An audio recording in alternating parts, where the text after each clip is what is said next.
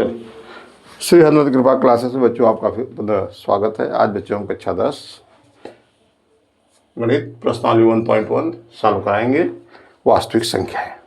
हम अपने प्रश्न पे चलते हैं।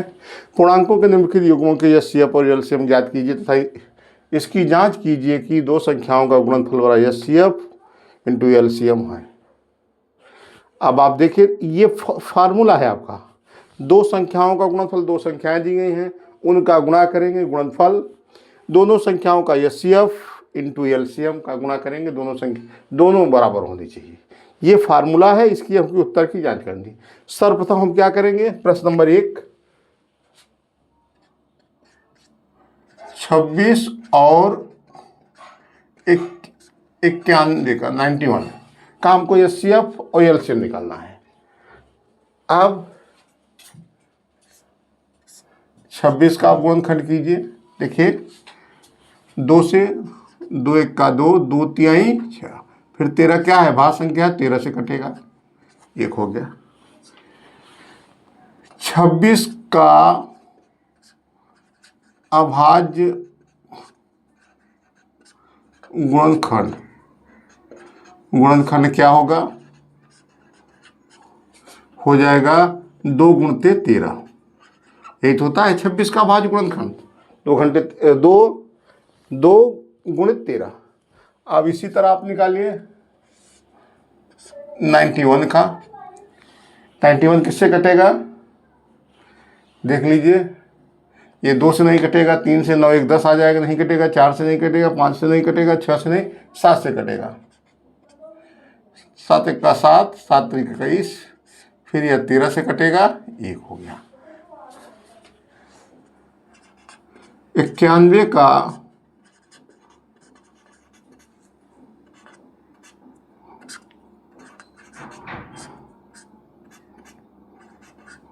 अभाज्य गुणनखंड क्या होगा, 7 गुणते 13।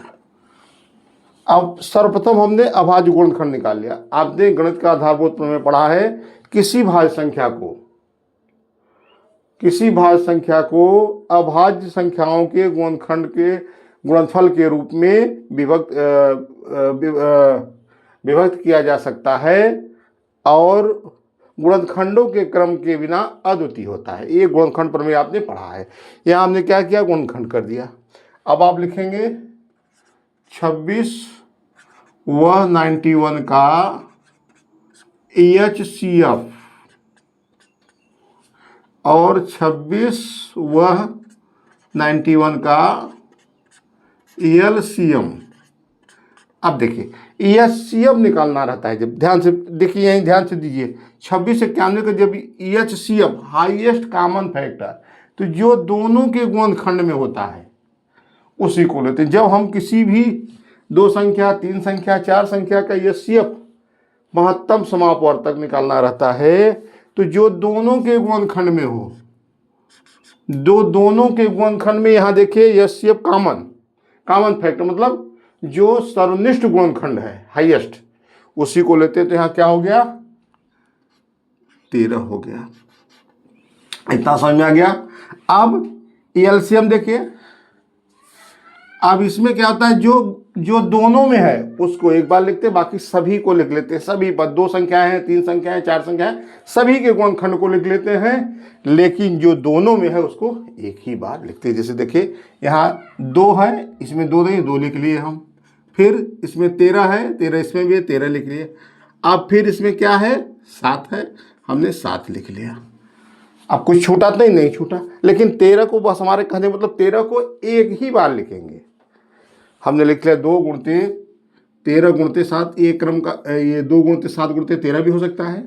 अब यहाँ ये हो गया 13 दूनी 26, 26 में 7 का गुणा कर लीजिए, क्या हो जाएगा आपका, 7 6 42 कहीं 2 हासिल 4, 7 दूनी 14 4 18, 182 हो गया। इतना समझ में आ गया सबको।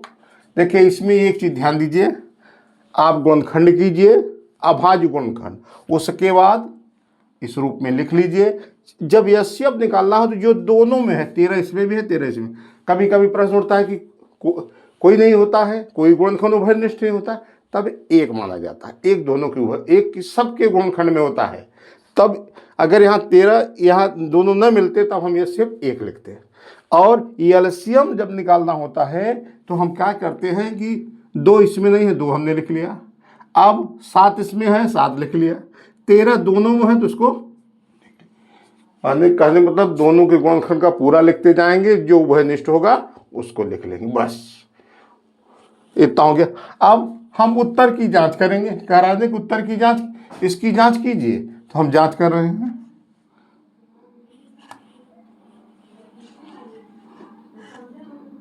यहां लिखिए जांच। जांच क्या हो जाएगा, दो संख्या, एक कह रहा है दो संख्याओं, जल्दबाजी नहीं, आराम से समझिए, 2 संख्याओं का गुणनफल बराबर HCF इंटू LCM।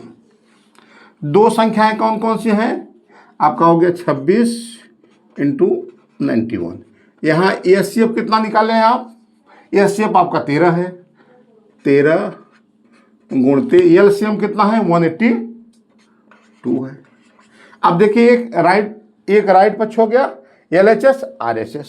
तो इसमें देखिए 13 का 13, 13 दूनी 26 हो गया, आपने काट दिया। 2 1 का 2, 2 9 18, 2 1 का 2 91 हो गया। 91 से 91 कट गया, 1 बराबर 1। LHS बराबर क्या हो गया RHS, दोनों बराबर हो गए ना। ये उत्तर की आपकी जांच हो गई, यही आपका आंसर होगा। सवाल नंबर 2 क्या है, 510 और 92 है। दूसरा सवाल है 510 और 92। अब आप क्या करेंगे, वही प्रक्रिया अपनाइए। 510 का देखिए इकाई के स्थान पर 2 जीरो है, 2 से डिवाइड होगा, 2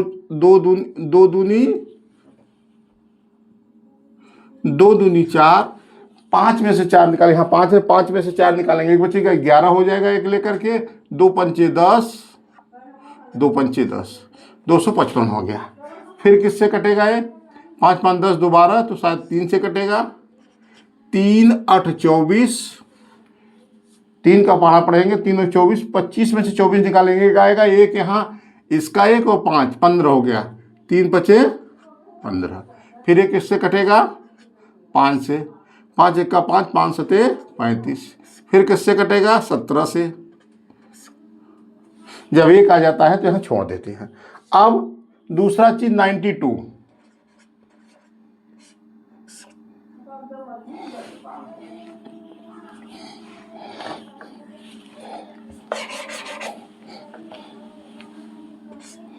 नाइन्टी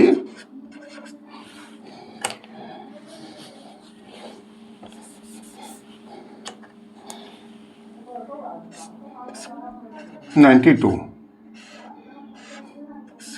2 से काटिए, 2 चौका 8, 9 में से 8 निकालेंगे, एक बचेगा 12, 2 छंग 12।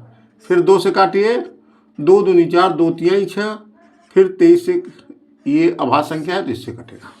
अब आपका क्या हो गया, 510 और 92 का अभाज्य गुणनखंड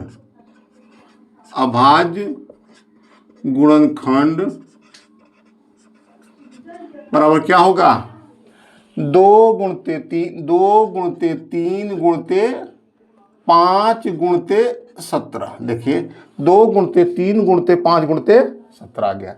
और देखिए सॉरी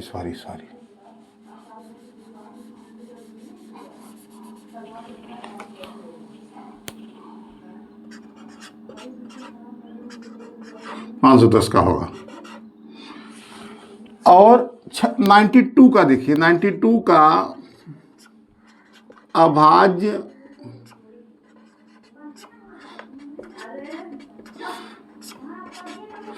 गुणनखंड क्या हो जाएगा, 2 गुणते 2, 2 गुणते 2 गुणते 23। अब 510 व 92 का EHCF, 510 व 92 का ELCM। देखिए एस सी, फिर वही चीज EHCF जो दोनों में हो, इसमें 2 है, यहाँ भी 2 है, यहाँ 3 है, यहाँ 3 नहीं है, 5 है, 5 नहीं, 17 है, नहीं है, इसमें डबल 2 है, उसमें नहीं है, तो इसमें क्या हो गया, 2। EHCF हो गया 2। अब 510 इस एलसीएम क्या हो जाएगा, 2 इसमें है, 2 इसमें, 2 ले लिया हम, फिर यहाँ 2 है, 2 ले लिया, फिर यहाँ 3 है, 3 ले लिया, फिर यहाँ 5 ले लिया, फिर 17 ले लिया, फिर 23 ले लिया। ध्यान दीजिए, यहाँ हमने 2 लिया, 2 हो गया, फिर 1 2 यहाँ बचा था, इसको ले लिया, अब यहाँ 3 ले लिया, 5 ले लिया, 17 ले लिया और 23 ले लिया। एलसीएम में क्या करते हैं, एलसीएम में जो दोनों में उसको लेकर के बाकी सभी ऊपर जितने भी होते हैं, 1 2 हो, 3 हो, 4 हो, सबके गुणनखंडों को कर लेते हैं।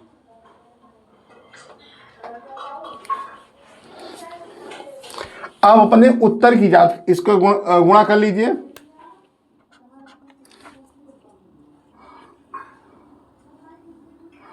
दो दूनी 4, 2 दूनी 4, 4 तिहाई 12, बर पंचे 60, 60 में 17 गुणा करेंगे कितना आएगा, 60 में 17 का गुणा करेंगे तो हो जाएगा 60 में 17 का 0, 17 छक्का 102, 1020 हो गया। फिर 23 का गुणा करना है आपको, यहाँ 0 6 30 आ गया, यहाँ 40 2 0, 2 दूनी 4, 0 2 आ गया, कितना हो गया 0 6 4 3, ये हो गया 23,400, 23,460।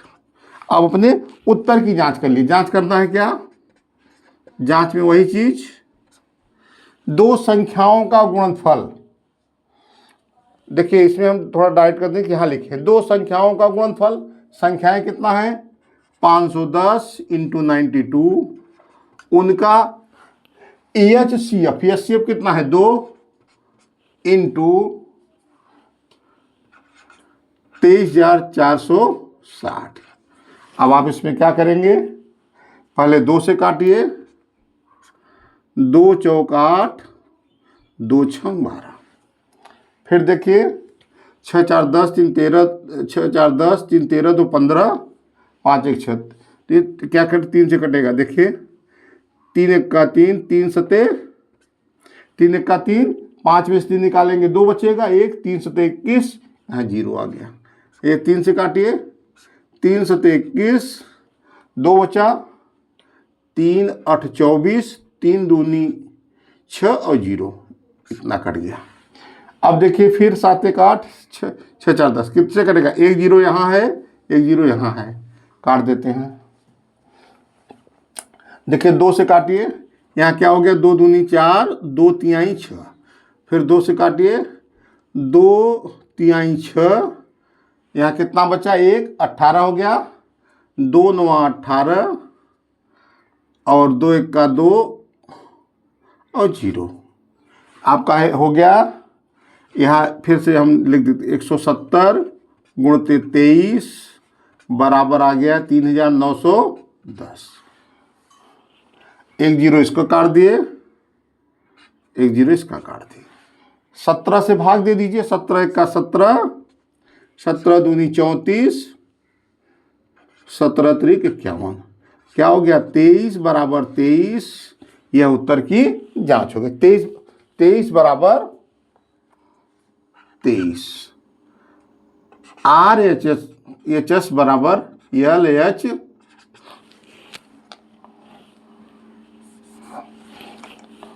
LHS बराबर हो गया RHS के। ये प्रश्न 2 का खंड 3 है। 336 और 54 का। 336 का निकाल लीजिए आप। 336 का 2 से काटिए, 2 1 का 2, 3 में से 2 निकालेंगे, 1 बचेगा।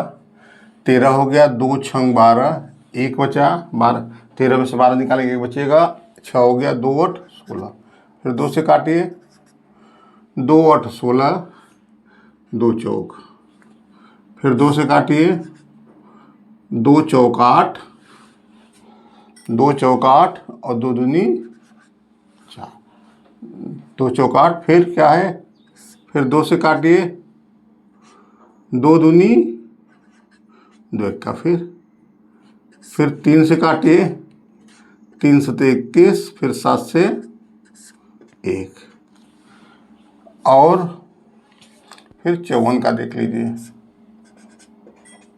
2 से काटिए, 2 दूनी 4, 1 बचा, 14, 2 सते 14, फिर 3 से काटिए, 3 9 27 होता है, फिर 3 से काटिए, 3 3 का 9, फिर 1,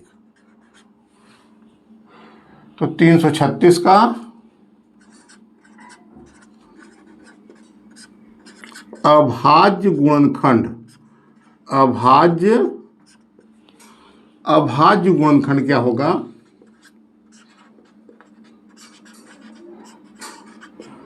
हो जाएगा 2 गुणते 2 गुणते 2 गुणते 2, 2 दूनी 4 दूनी 8 दूनी 16, 16 तिया 48, 48 इंटू 7 हो गया।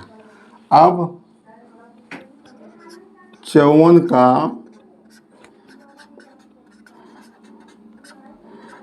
अभाज्य गुणनखंड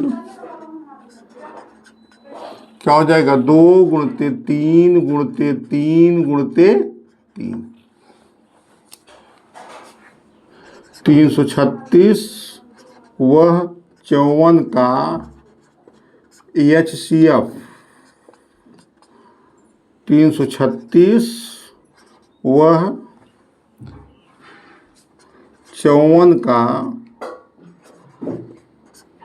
LCM।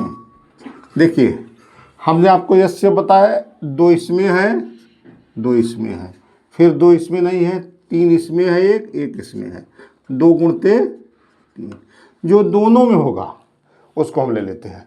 तो हो गया 3 दूनी 6, 3 दूनी क्या हुआ 6। अब 336 LCM देखिए, 1 2 इसमें है, 1 2 इसमें, हम 2 ले लिए। फिर इसमें क्या छूट रहा है, 2 1 2 3 छूट रहा है, 2 गुणते 2 गुणते 2, ये 4 ले लिए। फिर 3 इसमें भी है, 3 इसमें भी, 3 इसको ले लिया हमने। फिर कितना छूट रहा है, यहाँ नीचे 2 छूट रहा है, उसको भी ले लिए। फिर ऊपर क्या छूट रहा है 7, हमने इतना कर लिया। इसका 336 54 का इतना हो गया, इसका आप गुणा कर सकते हैं, कितना होगा, 2 दूनी 4 दूनी 8 दूनी 16, 16 तिया 48, 48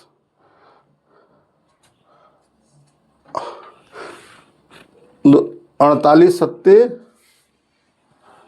336 इंटू, यहाँ क्या बचा, देखिए 2 दूनी 4 दूनी 8 दूनी 16, 16 तिया 48, 48 सत्ते हो गया। देखिए यहाँ से गुणाखंड के 336 हो गया, यहाँ बचा 3 3 का 9।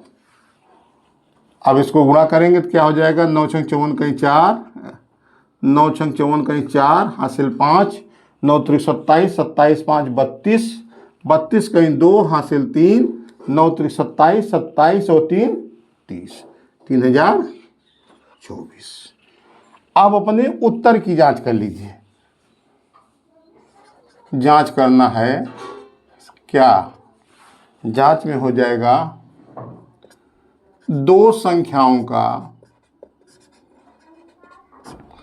दो संख्याओं का गुणनफल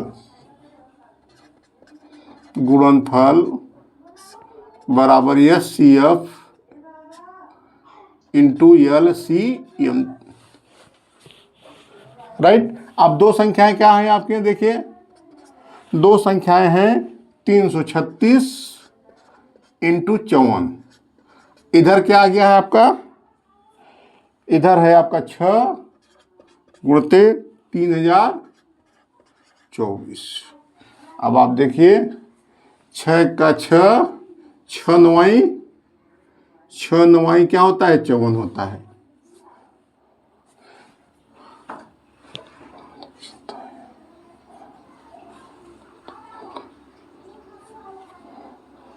देखिए 9 का 9, 9 त्रिक 27, 3 बचा 32 हो गया, 9 त्रिक 27 और 9 छन 54। तो कितना आ गया, यहाँ आ गया 336 बराबर 336 के। ये हो गया LHS बराबर क्या हो जाएगा, RHS की। यही उत्तर की जांच हो गई आपकी। देखिए इसमें आपको ये सवाल में जरूर आएगा, आपके बोर्ड पेपर में आएगा HCF LCM। कभी कभी हिंदी में देगा महत्तम समापवर्तक HCF, लघुत्तम समापवर्त LCM। इसमें देख लीजिए, कर लीजिए। अगला सवाल, सवाल नंबर 3। 3 का पहला है 12, 15 और 21। अभाज्य गुणनखंड द्वारा, पिछला सवाल नंबर 2 हम जो ने किया वो अभाज्य गुणनखंड विधि था। जब जो गुणनखंड विधि आएगा, जिसे गणित का आधारभूत प्रमेय है, किसी भाज्य संख्या को अभाज्य गुणनखंडों के गुणनफल के रूप में व्यक्त किया जा सकता है। गुणनखंडों का क्रम के बिना अद्वितीय होता है। अब यहाँ देखिए वही चीज है जो सवाल नंबर 2 में लगाए हैं हम। यहाँ 12 का आप कर लीजिए 2 छंग 12, 2 तिया 6, फिर 3 1 हो गया। फिर इसी तरह 15 का कर लीजिए, 3 पचे 15, फिर 5 एक का 5, फिर 21 का कर लीजिए, 3 सते 21, 7 एक का 7। ये वो छोटा इसलिए हम जल्दी कर दे रहे हैं।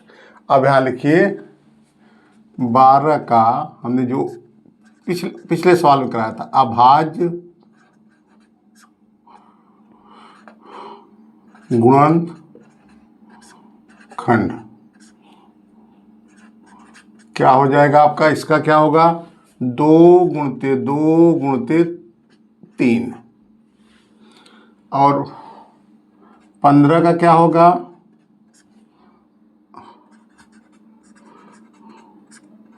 अभाज्य गुणनखंड क्या होगा 3 गुणते 5। इसका क्या होगा 21 का हो जाएगा अभाज्य गुणनखंड, इसका होगा 3 गुणते 7। देखिए यहाँ अभाज्य गुणनखंड विषय कहा है। इस HCF LCM निकालने की 3 विधियां हैं। पहला है अभाज्य गुणनखंड विधि, फिर एक गुणनखंड विधि होती है, फिर एक होता है भाग विधि। तो यहाँ ये कह रहा है अभाज्य गुणनखंड विधि, उसके बाद एक गुणनखंड विधि होती है, फिर एक भाग विधि होती है। तो वो आपको हम आगे जब प्रारंभिक में सीरीज शुरू करेंगे तो उसमें करेंगे। अब यहाँ देखिए 12, 15 व 21 का HCF क्या होगा। देखिए जो दो तीनों में हो, 2 इसमें नहीं है, 3 इसमें है, 3 इसमें है, इसमें है, तो ये 3 हो गया और कुछ नहीं होगा। और तीनों में जो नहीं है तो उसको हम नहीं लेंगे, पहले बता चुके। जो तीनों में होता है गुणनखंड के रूप में उसको ले लेते हैं।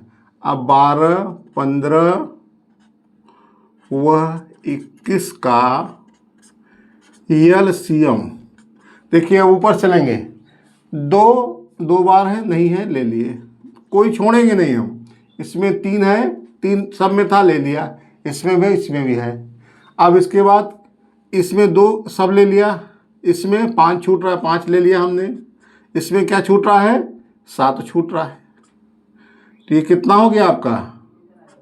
ये हो गया 2 दूनी 4, 4 तिहाई 12, 12 पंचे 60, 60 में 7 का गुणा करेंगे तो 0 आएगा। 7 छंग 42, 420। बड़ा खतरनाक संख्या है 420।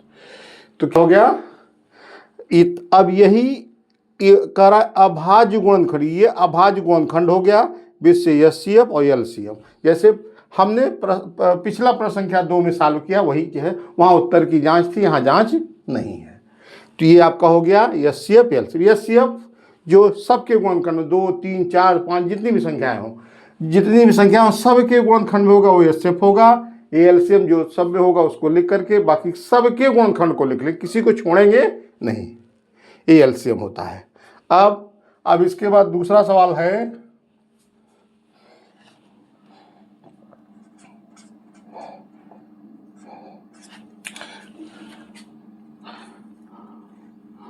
सत्रह, 23 और 29। ये देखिए, देखने से ही लगता है 17, 23, 29 अभाज्य संख्याएं हैं, इनका कोई गुणनखंड नहीं होगा, 1 और स्वतः होंगे। तो 17 का निकाल लीजिए।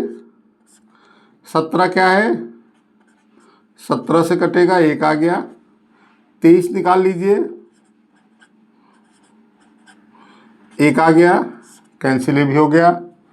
अब 29 निकालिए, 29 हो गया, 1 हो गया। 17 का अभाज्य गुणनखंड क्या होगा भाई? गुणनखंड 1 गुणते 17। 23 का क्या होगा?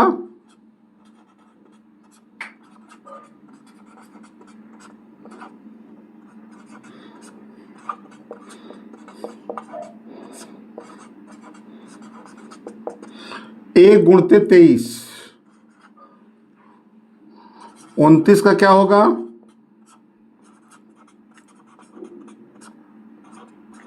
अभाज्य गुणनखंड क्या होगा? 1 गुणते 29। आप देखिए यहां ले लेना है 17, 23 व 29 का एचसीएफ। देखिए सब में क्या है? 1 1 1 1 हो गया इसका। 17, 23 व 29 का एलसीएम क्या होगा? एक तो कोई बात नहीं कि सबके गुणनखंड में आता है। 17, 23, 29, 17 गुणते 23 गुणते 29। अब आपको जिम्मेदारी हम देते हैं, 17 में पहले 23 का गुणा कीजिएगा, जो गुणा आएगा उसको 29 में कर लेंगे, वही आपका उत्तर हो जाएगा। अब सवाल नंबर तीसरे का तीसरा खंड क्या है? देखिए 8, 9 और 25।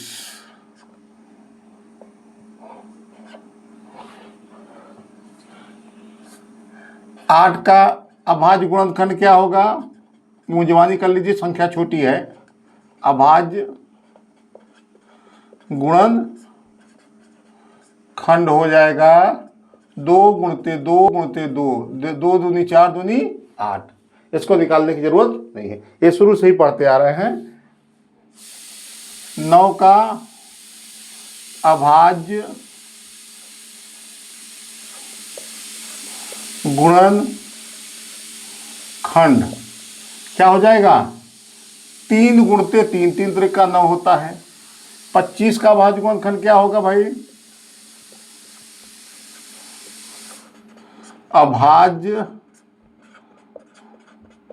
गुणन खंड क्या हो जाएगा? 5 गुणते 5, 5 गुणते 5। अब 8, 9 व 25 का HCF क्या होगा? देखिए इसमें कोई नहीं है, कोई नहीं है ना, किसी में तीनों में कोई नहीं मिल रहा है, सर्वनिष्ठ नहीं है, कॉमन नहीं है, इसका क्या होगा? हमने बताया 1।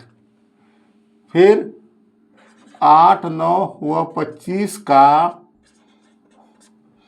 LCM क्या होगा? पहले ऊपर वाला लिख, देखिए 2, 2 गुणते 2 गुणते 2 कर लिया हमने। अब नीचे वाले में 3 3 है, 3 गुणते 3 गुणते 3 कर लिया, 5 गुणते 5 क्या आ गया? 2 दूनी 4 दूनी 8, देखिए 2 दूनी 4 दूनी 8, 5 × 25, 25 8 200, 200 200 तिया 600, 600 तिया 1800, कितना हो जाएगा ये? 1800। अब आप देखिए हमने इसलिए किया, देखिए 2 दूनी 4 दूनी 8, 8 3 24, 24 24 तिया 72 होता है। 72 में 5 का गुणा करेंगे, 5 0, 5 से 35 कहीं 5, और देखिए आप 72 में 5 का गुणा, 5 में 10 कहीं 0, और 7 बचे 35, 35 1 36 हो गया। 36 में 5 का गुणा करेंगे 0, 6 5 30 कहीं 0, 5 3 15 3 18, ये आ गया। तो ये HCF LCM अब हम उम्मीद करते हैं कि आप लोग HCM LCM निकालना समझ गए होंगे। अगर कोई हो तो आप कमेंट में जरूर लिखिए।